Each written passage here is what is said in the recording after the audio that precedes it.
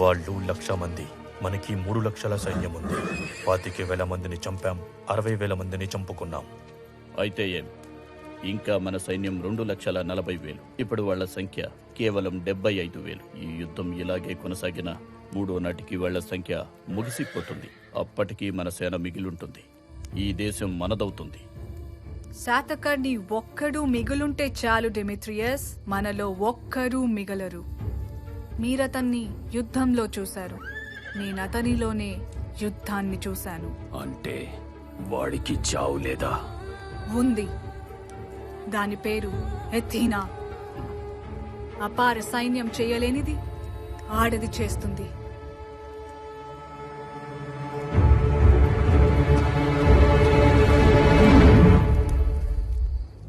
రోజులు గడిచే కొద్దీ మన సైన్యం నశిస్తూ ఉంటుంది. ఒక్క రోజులో యుద్ధం ముగిసిపోవాలి. 3 లక్షల సైన్యాన్ని ఒక్క రోజులోనా? ఇది అసాధ్యమైన కార్యం. ఆకాశాన్ని ఆవరించిన నక్షత్రమండలంలో ఆహవరంగాన్ని మనం ఆవహించాలి. ఒక క్రమాన్ని అనుసరించకూడదు.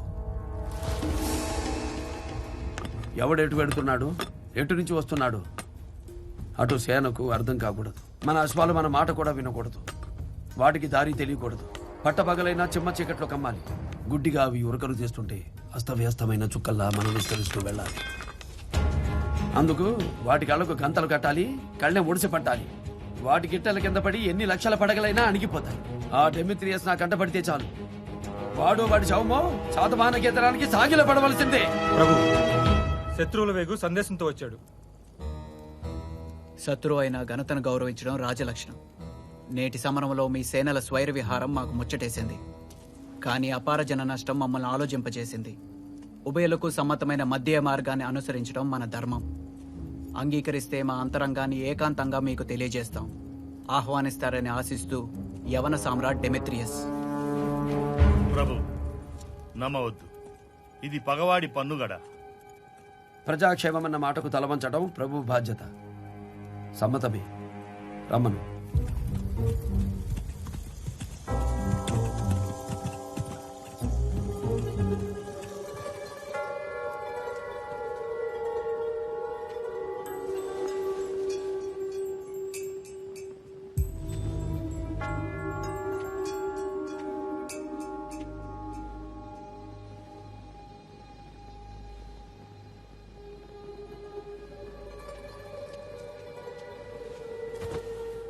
ఏ ధైర్యంతో గ్రీకు సేనకు ఎదురొస్తున్నారు?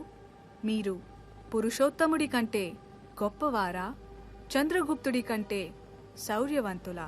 నాడు నీ నాట్యం చూసి నెమలవే అనుకున్నా. పగవాడి పౌరనివా? సింహాసనం మీది, శాసనం మాది. పాలకులు మీరే, పాలన మాత్రం మాది. సరే అంటే నేను కూడా నీ దాన్నవుతాను. గ్రీకుల అదుపాజ్ఞల్లో ఈ భూమిని ఏలుకుందాం. ఏమంటావు? పాలించడం మాట దేవుడు ఎరుగు. ఈ గడ్డ మీద యాచించడానికి కూడా అనుమతించనని చెప్పు. గ్రీకులు ఈ గడ్డ మీద మోపే చివరి అడుగు.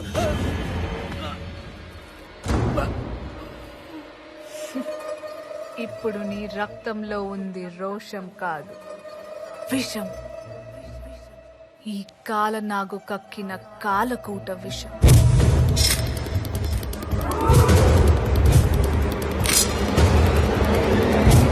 నీ గొంతు మూగబోయింది. మెల్లమెల్లగా చూపు చీకటవుతుంది. నీ నెత్తురు విరుగుతుంది, ప్రాణం ఆవిరవుతుంది. నేను పావురాన్ని మాత్రమే కాదు శాతకర్ణి. కళ్యాణ దుర్గంలో నువ్వు ప్రాణాలు తీసిన పరితస్ ప్రియురాలిని.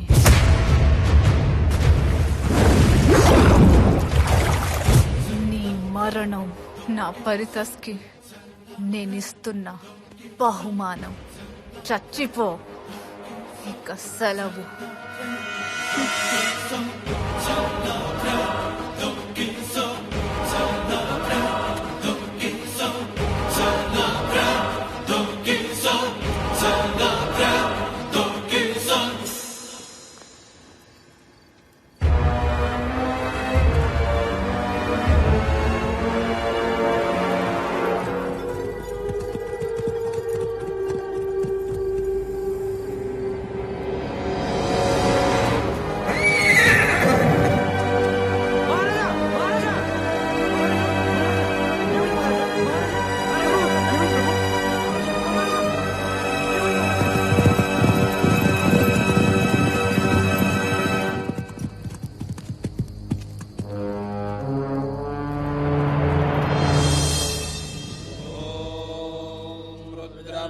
గణపతిం స్థానం నీలకంఠముమాపతిం నమామి శిరసా దేవం కిం నో మృత్యు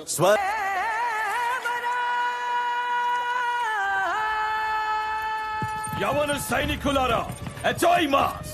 అవి చిరిగిన జంట ముక్కలు. యవన సేన చేయి కదిలిన ఆ గాలికి కొట్టుకుపోతాయి. ఇది మన అలెగ్జాండర్ ఏనాడు సాధించవలసిన దేశం. సాధిద్దాం! కళింగరాయ, ఏమిటి విషయం? నాయకుడు లేని పోరాటం నేను చేయలేను. నిజం కళింగరాయ, మనం వెనక్కి వెళ్ళటం తప్ప వేరే దారి లేదు. మరి మహారాజునేం చేస్తాం? చావు బ్రతుకుల మధ్య వదిలేస్తామా? ఇంకేం చేస్తాం, వెళ్ళిపోదాం. కనీసం మన రాజ్యాలనైనా మనం కాపాడుకుందాం. ఇంతమందివి కలిసి వాడిని సరిహద్దుల్లో ఆపలేంది నీ నట్టింటికొచ్చాక నువ్వు ఒక్కడవే ఆపగలవా? గొంపు కట్టిన ఎలుకల్ని ముక్కలు చేద్దాం. ఆ మహానుభావుడి లక్ష్యం గెలవడం కాదు, మనం కలవడం. యుద్ధం ఆయన ఒక్కడి కోసం కాదు, నీ కోసం, నా కోసం, మన రాజ్యాలన్నీ కలిసి పుట్టిన అఖండ దేశం కోసం. పారిపోతే మనం కట్టిన పసుపు తాళ్లు కూడా మనల్ని చూసి నవ్వుతాయి. పరాధీనమైన భావితరాలు మన శవాల మీద కూడా ఉమ్ముతాయి. మన కలయిక శాతకర్ణి కన్న కల. కలగన్నవాడు లేకపోయినా కల బతికే ఉండాలి. మహారాజు మనల్ని ఓడించి ఒకటిగా కలిపారు. ఇప్పుడు మనం కలిసి ఆయన కలను గెలిపిద్దాం. సమయం లేదు సేనలారా. విజయమా? విజయమా?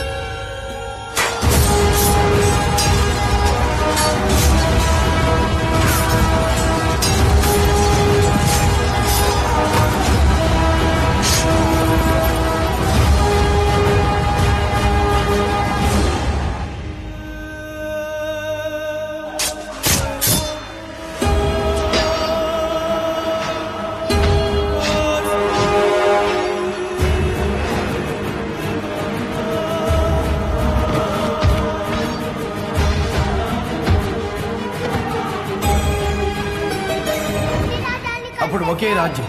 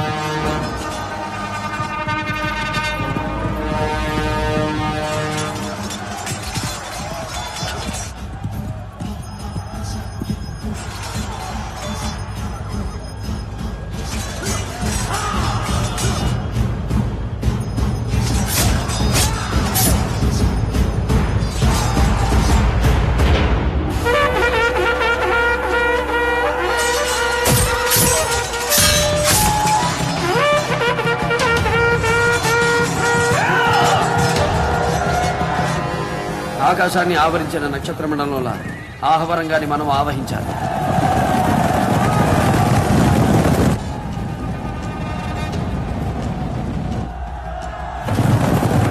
ఒక క్రమాన్ని అనుసరించకూడదు. ఎవడెటు పెడుతున్నాడు, ఎటు నుంచి వస్తున్నాడు, అటు సేనకు అర్థం కాకూడదు. మన అశ్వాలు మన మాట కూడా వినకూడదు. వాటికి దారి తెలియకూడదు. పట్టపగలైనా చిమ్మ చీకట్లో కమ్మాలి. గుడ్డిగా అవి ఉరకలు చేస్తుంటే అస్తవ్యస్తమైన చుక్కల్లా మనం విస్తరిస్తూ వెళ్ళాలి.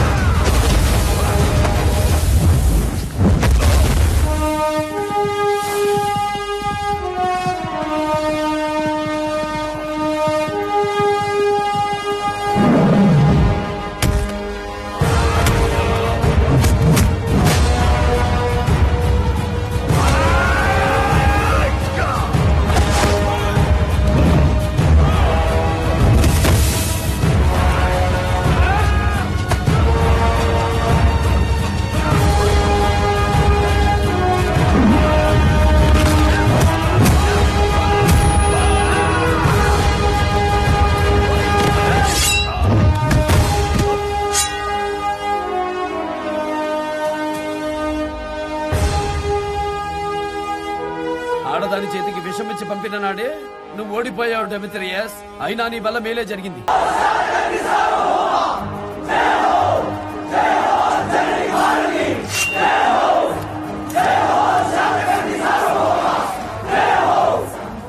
ఇక యుద్ధం నాస్తి.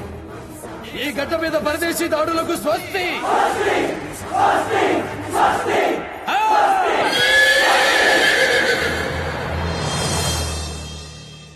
ఎలుగెత్తి చాటుదాం. సాహో గౌతమి పుత్ర శాతకర్ణి సాహో.